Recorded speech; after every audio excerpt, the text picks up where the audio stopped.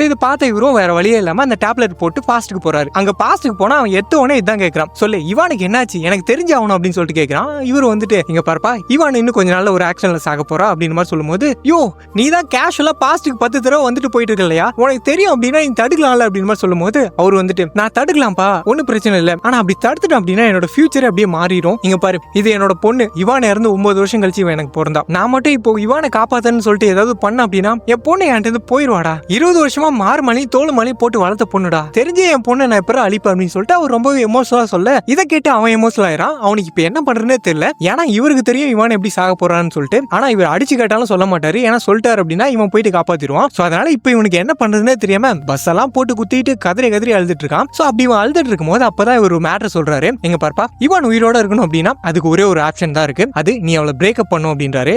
யோ எப்படியா பிரேக்கப் பண்றது அப்படின்னு கேட்கும்போது, எங்க பார்ப்பா நீ பிரேக்கப் பண்ணி தான் ஆகணும், அதுதான் ஒரே வழி, நீ பிரேக்கப் பண்ண அப்படின்னா அவன் நம்ம கூட இருக்க மாட்டாதான், அவன் இந்த உலகத்துல ஏதோ ஒரு மூலையில உயிரோட இருப்பா, அது போதாதான் நமக்கு அப்படின்ற மாதிரி எல்லாம் அவர் சொல்ல, இதை கேட்ட அவனுக்கும் வேற வழி தெரியாம இவான் சாக போற அன்னைக்கு ஆக்சுவலா அவன் வந்துட்டு அவ வேலை செய்யற ஒரு அக்வேரியம்ல நடந்த ஆக்சிடென்ட்ல சாவா. சோ கரெக்டா அன்னைக்கு அவளை கால் பண்ணி வர சொல்லி அவளோட உயிரையும் காப்பாத்தி அப்படி வந்த அவகிட்ட மனசுல வலிகளோட போதும் நம்ம இதுக்கு மேல பிரேக்கப் பண்ணிடலாம் அப்படின்னு சொல்லிட்டு அவரோட பொண்ணோட உயிரையும் காப்பாத்துறான். சோ அதுக்கப்புறம் ஃபியூச்சர்ல இருக்கவரு எப்படியோ தன்னோட பொண்ணோட உயிரையும் காப்பாத்திட்டு காதலியோட உயிரையும் காப்பாத்திட்டு அப்படின்னு சொல்லிட்டு நிம்மதியில இருக்கும்போது, ஆனா பாஸ்ட்ல இருக்கணும் லவ் ஃபெயிலியர்ல குடிச்சிட்டு வலியோட இருக்கும்போது அப்பதான் இவான் வந்துட்டு இவன் வீட்டுக்கு வெளியே ஒரு டைரி ஒன்று வச்சுட்டு போயிருக்கா. அந்த டைரியில பார்த்தா இவங்க 2 பேரும் எடுத்துட்டு போட்டோஸ், அது கூடவே ஒரு லெட்டர் ஒன்று வச்சிருக்கா. அதுல என்ன சொல்லிருக்கா அப்படின்னா, இங்க பாரு 2 பேரும் உயிருக்கு உயிரா லவ் பண்ணிட்டு இருந்தோம், நீ தான் எல்லாமேன்னு சொல்லிட்டு நான் நினைச்சிட்டு இருந்தேன், ஆனா நீ பாட்டுக்கு திடீர்னு வந்துட்டு பிரேக்கப் பண்ணிக்கலாம்னு சொல்லிட்டு போயிட்டேன், ஆனா என்னால உன்னை அப்படியெல்லாம் விட்டுட்டு போக முடியாது, நீ வேணா என்ன தூக்கி எரிஞ்சிட்டு போயிருக்கலாம், ஆனா சாகர வரைக்கும் நான் உனக்காக காத்திருப்பேன் அப்படின்னு சொல்லிட்டு அந்த லெட்டர் எழுதி வச்சுட்டு போயிருக்கா. சோ இதை பார்த்து அவனுக்கு அவ்வளவுதான், வேணுனே பிரேக்கப் பண்ணிட்டேன் அப்படின்னு சொல்லிட்டு குற்ற உணர்ச்சியில் இருக்கானா,